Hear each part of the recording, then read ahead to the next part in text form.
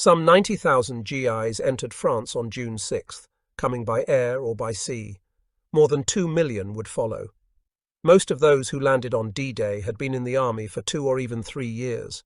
There were some teenagers among them, but the average age was more like 22 or 23 among the enlisted men, in the mid-20s or older for the junior officers.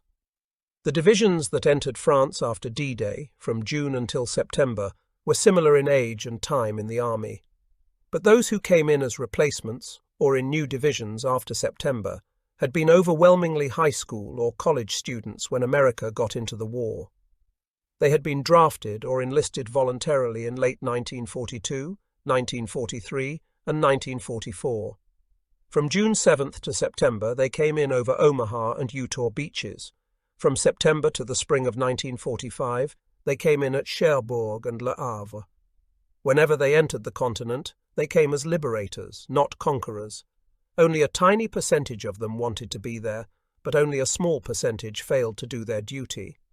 None of them, not even the D-Day veterans, had been trained for what they were about to encounter.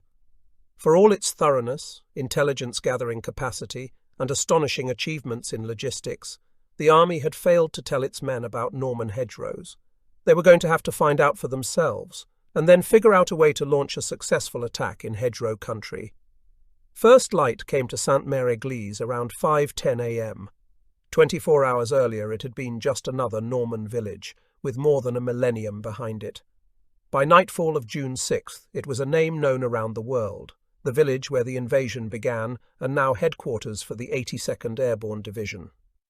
At dawn on June 7th, Lieutenant Waverley Ray, executive officer in Company D, 505 PIR, who had jumped into the night sky over Normandy 28 hours earlier, was on the northwestern outskirts of the village.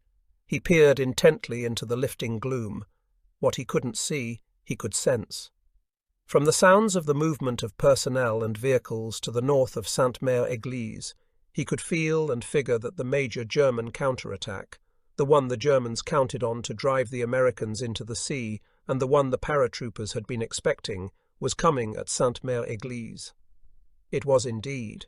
6,000 German soldiers were on the move, with infantry, artillery, tanks, and self-propelled guns, more than a match for the 600 or so lightly armed paratroopers in Sainte-Mère-Église. A German breakthrough to the beaches seemed imminent, and Lieutenant Ray was at the point of attack. Ray was a big man, 250 pounds, with legs like tree trunks. The standard-issue army parachute wasn't large enough for his weight, and he dropped too fast on his jumps, but the men said hell. With his legs, he didn't need a chute.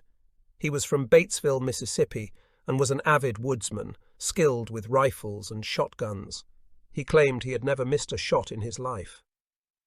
A veteran of the Sicily and Italy campaigns, Ray was, in the words of Colonel Ben Vandervoort, commanding the 505, as experienced and skilled as an infantry soldier can get and still be alive.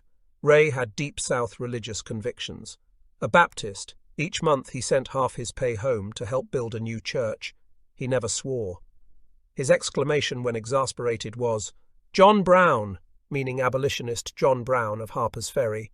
He didn't drink, smoke, or chase girls.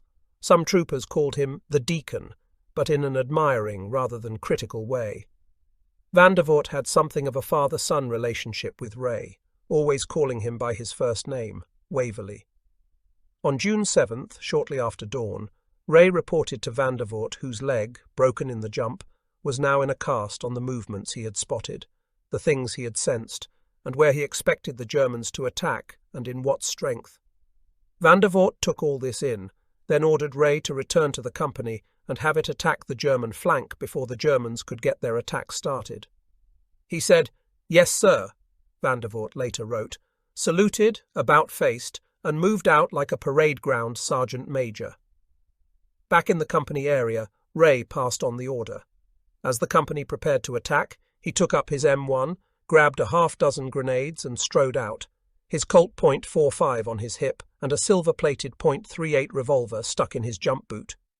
He was going to do a one-man reconnaissance to formulate a plan of attack. Ray was going out into the unknown. He had spent half a year preparing for this moment, but he was not trained for it. In one of the greatest intelligence failures of all time, neither G2, intelligence at US First Army, nor SHAEF G2, nor any division S2 had ever thought to tell the men who were going to fight the battle that the dominant physical feature of the battlefield was the maze of hedgerows that covered the western half of Normandy.